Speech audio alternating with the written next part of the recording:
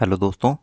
तो चलिए शुरू करते हैं जो हमारी पॉलिटी की सीरीज चल रही है उसका आज नेक्स्ट चैप्टर जिसका नाम है मूल कर्तव्य, जो कि भाग 4 क में है, 4 के ए में और अनुच्छेद 51 के ए में है। ठीक है। जैसा कि हम लोग राज्य के नीति निर्देशक तत्वों में पढ़ चुके हैं कि राज्य के नीति निर्देशक तत्व किस में है, भाग 4 में है, और अनुच्छेद 51 में क्या है, अंतर्राष्ट्रीय संबंध और शांति। ठीक है। तो मौलिक कर्तव्य देखिए भाग 4 के क में है। कैसे याद रखेंगे? राज्य के नीति निर्देशक तत्व मतलब क्या होता है, राज्य के कर्तव्य, वो किस में है, वो है भाग 4 में। ठीक है। वो किस में, भाग 4 में। तो भाग 4 के क में या ए में क्या हो जाएगा, व्यक्तियों के मौलिक कर्तव्य। वैसे ही 51 में क्या है, 51 तक हम जानते हैं, 36 से लेकर 51 तक क्या है, राज्य के नीति निर्देशक तत्व। तो 51 के क में क्या हो जाएगा, व्यक्ति के नीति निर्देशक तत्व। ठीक है। 4 के क में, भाग 4 के क में मौलिक कर्तव्य, और अनुच्छेद 51 के क में मौलिक कर्तव्य। ठीक है। उम्मीद आप समझ गए होंगे। तो चलिए हम लोग मौलिक कर्तव्य को शुरू करते हैं। देखिए मौलिक कर्तव्य की अगर बात करें तो ये भारतीय संविधान में शुरू से ही नहीं जुड़ा हुआ था। जब भारतीय संविधान बना तो मौलिक कर्तव्य नाम की कोई भी वस्तु भारतीय संविधान में उपलब्ध नहीं थी, लेकिन आगे चलकर सरदार स्वर्ण सिंह समिति बनी। ठीक है। तो इसने स्तुति दी, इसने अपनी रिपोर्ट प्रस्तुत करी। ठीक है। जिसमें इन्होंने कहा, सरदार स्वर्ण सिंह समिति याद रखिएगा, जिसमें इन्होंने कहा कि भारतीय संविधान में मौलिक कर्तव्य जोड़ दिए जाएं। ठीक है। तो इसके बाद क्या हुआ, 42वां संविधान संशोधन 1976 हम लोग पढ़ चुके हैं, बहुत इंपॉर्टेंट है, जिससे प्रस्तावना में भी चीज़ें जोड़ी गई हैं और काफ़ी जगह बहुत कुछ जोड़ा गया है। ठीक है। तो उसमें जो है 42वें संविधान संशोधन 1976 जो कि इंदिरा गांधी जी के समय हुआ, उसमें क्या हुआ, भाग 4 ए बनाया गया। राज्य के मौलिक कर्तव्य में व्यक्तियों के भी मौलिक कर्तव्य बनाया गया, तो भाग 4 ए बनाया गया, यानी कि 4 का क, और अनुच्छेद 51 में ही अनुच्छेद 51 क बनाया गया। ठीक है। अब क्या हुआ, देखिए हम लोग पढ़ चुके हैं मौलिक कर्तव्य का जो कॉन्सेप्ट है वो कहाँ से लिया गया है, रसिया से लिया गया है। ठीक है। हम लोग पढ़ चुके हैं रसिया कर्तव्य देता है, अमेरिका अधिकार देता है। ठीक है। तो रसिया से लिया गया है, रूस से लिया गया है। ठीक है। ये हम लोग पढ़ चुके हैं। तो जब संविधान बना, ठीक है, उस समय ये नहीं था मौलिक कर्तव्य, ये बाद में ऐड हुआ 1976 में 42वां संविधान संशोधन से। इतना हम लोग पढ़ चुके। देखिए अगर मौलिक कर्तव्य की बात करें तो ये प्रत्येक व्यक्ति का कर्तव्य है, प्रत्येक नागरिक का कर्तव्य है। ठीक है, कि वो अपने मौलिक कर्तव्य को निभाए, वो अपने मूल कर्तव्य को निभाए और राज्य की सेवा करे एक तरह से।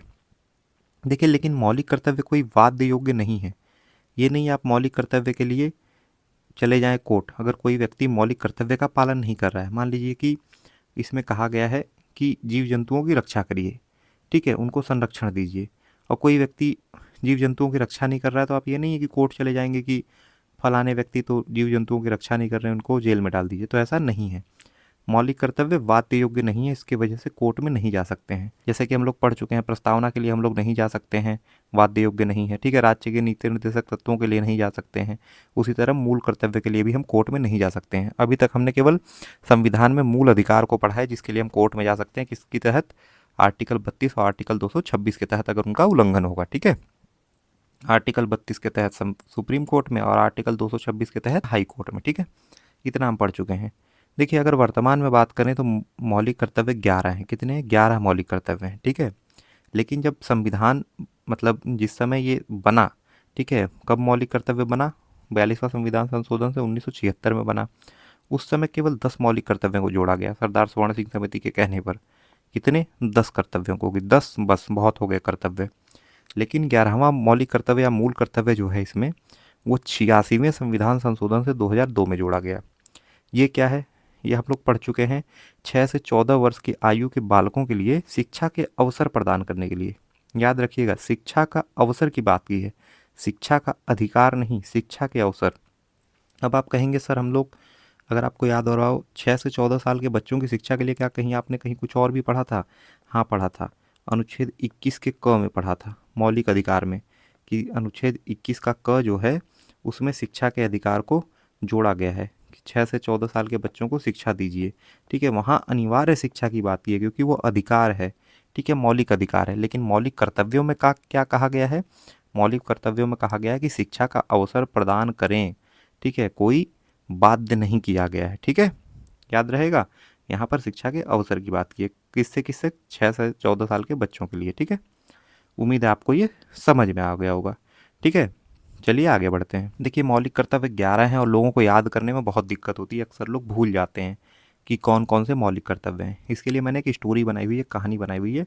आप इस कहानी को बस समझ लीजिए, आपको कभी भी मौलिक कर्तव्य भूलेंगे नहीं। ठीक है, देखिए, मौलिक कर्तव्य का मतलब क्या हुआ, या मूल कर्तव्य का मतलब क्या हुआ। ठीक है, कि राज्य हमको कोई कर्तव्य देता है, हमारा देश हमको कोई कर्तव्य देता है, उसको हमें निभाना है। ठीक है, तो कौन कौन से कर्तव्य हैं, देखिए कहानी के माध्यम से समझेंगे। देखिए, अगर आज हमारा देश एक है, हमारा देश अखंडता और एकता है हमारे देश में, तो किस वजह से है हमारा देश बहुत टुकड़ों में बट गया रहता, छोटे छोटे राजाओं के अपने अपने देश होते। तो ये एकता और अखंडता किस वजह से है? क्योंकि राष्ट्रीय आंदोलन हुए, गांधी जी, सरदार पटेल, सुभाष चंद्र बोस और तमाम बड़े क्रांतिकारी नेता रहे, जिनके वजह से आज हमारा देश एकता और अखंडता के सूत्र में बंधा हुआ है। और तब जाकर हमको आज़ादी मिली और भारत का संविधान हमको मिला। तो हमको इस संविधान का इज्जत करना चाहिए और संविधान का पालन करना चाहिए। ठीक है, संविधान का पालन करना चाहिए, संविधान हमको मिल गया, हमारा देश एक हो गया, तो हमको इस देश की रक्षा करनी चाहिए, क्योंकि देश बहुत मुश्किल से आज़ाद हुआ है, आज़ादी मिली है, संविधान मिला है, संविधान का पालन करिए, देश की रक्षा करिए। देश की रक्षा मतलब क्या? क्या हम बॉर्डर पर जाकर लड़ाई लड़ें? उसके लिए तो बीएसएफ है, आईटीबीपी है। हम क्या करें? हम देश की रक्षा ऐसे करेंगे, ठीक है, जो आम नागरिक हैं, जो हमारी गौरवशाली परंपरा है, ठीक है, जिसके ऊपर हमको गौरव होना चाहिए, हमको गर्व होना चाहिए, ठीक है, जो हमारी सार्वजनिक संपत्ति है, ठीक है, उसकी हम रक्षा करें। तो वही हमारे लिए देश की रक्षा मानी जाएगी। किसकी? हमारी गौरवशाली परंपरा की और हमारी सार्वजनिक संपत्ति की, ऐसी संपत्ति जिस पर सबका हक हो। हमारी गौरवशाली परंपरा और हमारी सार्वजनिक संपत्ति क्या है जो बहुमूल्य है? देखिए, अगर नदियों की बात करें, हमारा देश कृषि प्रधान देश है, नदियों की बहुलता है हमारे देश में। हमारे देश में बहुत पवित्र नदी है गंगा। गंगा की इज्जत करिए, गंगा की रक्षा करिए, वो एक तरह से सार्वजनिक संपत्ति है, हमारा गौरवशाली परंपरा है हमारी। क्यों? क्योंकि गंगा का जो जल होता है, आपको पता होगा, उसमें कीड़े नहीं पड़ते हैं, क्योंकि बहुत सारे जड़ी बूटियों वाले पेड़ों से हिमालय में उसका पानी उनकी जड़ों से होता हुआ आता है, तो उसमें बहुत सारे गुण आ जाते हैं, जिनके वजह से कीड़े नहीं पड़ते हैं। अगर जीव जंतुओं की बात करें, वन्य जीव की बात करें, तो हम गाय माता की रक्षा कर सकते हैं। आपने अगर ऋग्वेद पढ़ा होगा तो गाय की हत्या जघन्य अपराध माना जाता था। ठीक है, गाय को अधन्या कहा जाता था। ठीक है, तो गौरवशाली परंपरा और सार्वजनिक संपत्ति की रक्षा कैसे करेंगे? नदियों की रक्षा करिए, हमारा गौरव भी है, सार्वजनिक संपत्ति भी है। वन्य जीव की रक्षा करिए, जैसे गाय की रक्षा करिए। ठीक है, तो हमारा इससे गौरव भी है, गाय माता कहलाती है, और सार्वजनिक संपत्ति भी है, सबको दूध भी मिलता है। ठीक है, तो सार्वजनिक संपत्ति, गौरवपूर्ण परंपरा की हम रक्षा करेंगे नदियों और वन्य जीव के रूप में। क्या ये काम अकेले संभव है व्यक्तिगत रूप से? नहीं, व्यक्तिगत तो प्रयास करने ही होंगे, इसके लिए सामूहिक गतिविधियों में प्रयास, सतत प्रयास करना बहुत जरूरी है। ठीक है, अगर हमको गाय को बचाना है, सबको शिक्षा देनी होगी कि अपनी गायों भैंसों को जो आप बेच देते हैं, उनको बेचिए मत, उनकी रक्षा करिए, क्योंकि वो हमको दूध दे रही हैं। ठीक है, जैसे नदियों को लोग गंदा कर देते हैं, गंगा माँ को, तो उनको सबको सिखाना होगा कि आप उसमें गंदे कपड़े मत धोइए, कंपनी के जो कल कारखानों के जो कचड़े होते हैं वो फेंकते हैं, मत फेंकिए। तो अपने लोगों की हमको सामूहिक रूप से गतिविधियाँ से हमको लोगों को जागरूक करना होगा। अच्छा, ये कैसे होगा? जब हमारे अंदर समरसता और समान भ्रातृत्व यानी भाई बंधु की भावना आएगी। जब हमारे अंदर ऐसी भावना आएगी कि हम सारे देशवासी एक हैं, हम लोगों को मिलकर अपनी नदियों को, अपने वन्य जीवों की रक्षा करनी है, देश को सुरक्षित रखना है, सामूहिक गतिविधियां बढ़ानी है, तब ऐसा होगा। ठीक है, जब सब लोग जाति धर्म को भूलकर एक साथ मिलकर आगे बढ़ेंगे। और ये कब हो सकता है? कब हम लोग अपनी जातियां छोड़ेंगे, अपने धर्म छोड़ेंगे? ठीक है, जब हम लोग वैज्ञानिक दृष्टिकोण रखेंगे। अगर हमारा दृष्टिकोण वैज्ञानिक होगा, वैज्ञानिक दृष्टिकोण रखेंगे और हम ये समझेंगे कि सभी व्यक्ति एक जैसे हैं, सबके ब्लड का कलर लाल है, सबके चमड़े एक जैसे हैं, सबकी चेहरे, नक्शे, नाक नक्शे सब एक जैसे हैं, सारे मनुष्य भगवान की बनाई हुई संपत्ति हैं और सब एक हैं, सब मानव एक हैं, वैज्ञानिक दृष्टिकोण रखेंगे, तब हम हमारे अंदर ये भ्रातृत्व की भावना, भाई बंधु की भावना आएगी। ठीक है, और इसके लिए, वैज्ञानिक दृष्टिकोण के लिए हमको क्या करना होगा? अपने 6 से 14 साल के बच्चों को शिक्षा के अवसर प्रदान करने होंगे। वो शिक्षित होंगे, तब उनका दृष्टिकोण वैज्ञानिक होगा, उनके अंदर भ्रातृत्व की भावना आएगी, सामूहिक गतिविधियाँ, व्यक्तिगत गतिविधियाँ बढ़ेंगी, हमारी नदियों, हमारे वन्य जीवों की रक्षा होगी, हमारी सार्वजनिक संपत्ति की रक्षा होगी, हमारी गौरवशाली परंपरा आगे बढ़ेगी, देश की रक्षा होगी, संविधान का पालन होगा, और इसके लिए राष्ट्रीय आंदोलन किए गए ताकि एकता और अखंडता बनी रहे। उम्मीद है आपको ये स्टोरी समझ में आ गई होगी। ठीक है, अब देखिए जब हम मौलिक कर्तव्यों को पढ़ेंगे तो कितनी आसानी से याद होंगे। ठीक है, चलिए आगे बढ़ते हैं। देखिए मैं आपको ये सब इसलिए याद करा रहा हूँ क्योंकि एग्जाम में क्वेश्चन आते हैं, अभी हम लोग क्वेश्चन सॉल्व करेंगे तो आपको खुद ही समझ में आएगा। तो ठीक है, 11 मौलिक कर्तव्य हैं, चलिए देख लेते हैं। तो 11 मौलिक कर्तव्य क्या हैं? भारत की संप्रभुता, एकता और अखंडता की रक्षा करें और इसे अक्षुण्ण रखें। हमने पढ़ा पहले एकता और अखंडता वाली चीज़। ठीक है, दूसरा नंबर स्वतंत्रता के लिए, ठीक है, राष्ट्रीय आंदोलन को प्रेरित करने वाले उच्च आदर्शों को हृदय में संजोएं। हमने पढ़ा एकता और अखंडता कैसे प्राप्त हुई? राष्ट्रीय आंदोलन से प्राप्त हुई। संविधान का पालन करें और उसके आदर्शों, संस्थाओं, राष्ट्रध्वज, राष्ट्रगान का आदर करें। ठीक है, हमने पढ़ा राष्ट्रीय आंदोलन से हमको संविधान मिला, संविधान का पालन करें। ठीक है, देश की रक्षा करें, आह्वान किए जाने पर राष्ट्र की सेवा करें। हमने पढ़ा देश की रक्षा करनी है, देश हमें मिला है, ठीक है, संविधान की वजह से। हमारी सांस्कृतिक संस्कृति और गौरवशाली परंपरा का महत्व समझें और उसका परिरक्षण करें। हमने पढ़ा गौरवशाली परंपरा। ठीक है, सार्वजनिक संपत्ति को सुरक्षित करें और हिंसा से दूर रहें। प्राकृतिक पर्यावरण की, जिसके अंतर्गत वन, झील, नदी व वन्य जीव आते हैं, रक्षा करें, उनका संवर्धन करें और प्राणी मात्र के प्रति दया भावना रखें। व्यक्तिगत और सामूहिक गतिविधियों के सभी क्षेत्रों में उत्कर्ष को और बढ़ाने तथा सतत प्रयास करें, जिससे राष्ट्र निरंतर बढ़े और प्रयत्न और उपलब्धि की नई ऊंचाइयों को छू ले। ठीक है, भारत के लिए सभी लोग समरसता और समान भ्रातृत्व की भावना का निर्माण करें और जो धर्म, भाषा और प्रदेश या वर्ग के आधार पर सभी भेदभाव को दूर करें, ऐसी प्रथाओं का त्याग करें जो स्त्रियों का सम्मान के विरुद्ध हों। वैज्ञानिक दृष्टिकोण रखें, मानवतावाद, ज्ञानार्जन और सुधार की भावना का विकास करें। यदि माता पिता का संरक्षण है तो 6 से 14 वर्ष की आयु तक अपनी यथास्थिति बालक के प्रति प्रतिपाल्य के लिए शिक्षा का अवसर प्रदान करें। अनिवार्य शिक्षा नहीं है, शिक्षा का अवसर की बात की है। तो आपने देखा इस तरह से पढ़ना कितना मुश्किल है, लेकिन आपको अगर स्टोरी के माध्यम से याद करने कहा जाए तो आप आसानी से याद कर सकते हैं। तो आप बस स्टोरी याद रखिए। एक बार फिर देख लेते हैं। ठीक है, राष्ट्रीय एकता और अखंडता के लिए राष्ट्रीय आंदोलन हुए, इसलिए संविधान मिला, संविधान का पालन करिए, देश की रक्षा करिए, बॉर्डर पर तो जाएंगे नहीं, यहीं करेंगे। कैसे करेंगे? गौरवशाली परंपरा की रक्षा करिए, सार्वजनिक संपत्ति की रक्षा करिए। वो क्या है? नदियां हैं और वन्य जीव हैं। कैसे होगा? अकेले भी करिए और समूह बनाकर सामूहिक गतिविधियां भी करिए। ये समूह कैसे बनेगा? जब आपस में भाई वाली, बंधुता वाली, भ्रातृत्व वाली भावना आएगी। ये भावना कैसे आएगी? जब हमारा दृष्टिकोण वैज्ञानिक होगा। और वैज्ञानिक दृष्टिकोण कैसे आएगा? जब हम 6 से 14 साल की उम्र तक पढ़ाई के अवसर प्रदान करेंगे। ठीक है, उम्मीद आपको समझ में आ गया होगा। अब देखिए, चलिए पहला क्वेश्चन देखते हैं। निम्नलिखित में से किसकी स्तुति पर भारतीय संविधान में मूल कर्तव्य शामिल किया गया? स्वर्ण सिंह समिति। ठीक है, स्वर्ण सिंह समिति के कहने पर ही भारतीय संविधान में मूल कर्तव्य को शामिल किया गया। निम्नलिखित में से किस कमेटी और आयोग द्वारा मूल कर्तव्यों को शामिल किया गया? स्वर्ण सिंह कमेटी। ठीक है, बहुत सारे क्वेश्चन थे, इसमें से मैंने छांट छांट के जो इंपॉर्टेंट क्वेश्चन है वही रखे हैं, नहीं तो 100 क्वेश्चन पूछे गए लगभग इस टॉपिक से पीसीएस में। भारतीय संविधान के किस अनुच्छेद में 42वें संविधान संशोधन विधेयक द्वारा मूल कर्तव्यों को जोड़ा गया है? तो हमने पढ़ा अभी 51 के ए में जोड़ा गया है, अनुच्छेद 51 का ये हो गया। संविधान में नागरिकों के मूल कर्तव्यों की व्यवस्था 42वें संविधान संशोधन द्वारा किस वर्ष की गई? किस वर्ष? 1976। 42वां संविधान संशोधन 1976 में किया गया था, इंदिरा गांधी के समय हम लोग पढ़ चुके हैं। ठीक है, चलिए आगे बढ़ते हैं। 42वें संविधान संशोधन द्वारा मूल कर्तव्य सम्मिलित किया गया है 51 ए में। किस संविधान संशोधन द्वारा भारतीय नागरिकों के लिए 10 मौलिक कर्तव्यों में जोड़ा गया? ठीक है, 10 मौलिक कर्तव्यों में जोड़ा गया 42वें संविधान संशोधन। भारत के नागरिकों के मूल कर्तव्य के विवरण संविधान के भाग में है।